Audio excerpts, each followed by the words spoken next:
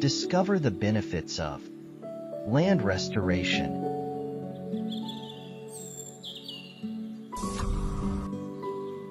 Enhanced biodiversity. Restoring natural habitats encourages the return of diverse plant and animal species, promoting ecological balance and resilience. Improved soil health. Restoration activities, such as reforestation and soil stabilization, enhance soil fertility, structure, and nutrient content, supporting plant growth and ecosystem productivity. Water management. Restored ecosystems help regulate water flow, improve water quality, and reduce erosion, mitigating the risks of floods, droughts, and water scarcity. Carbon sequestration.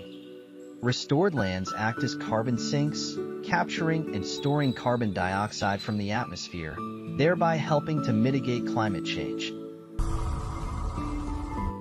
Ecosystem services.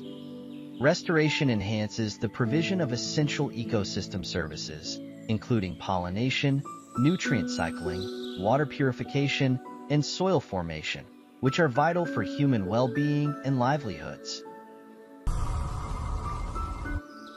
Resilience to climate change.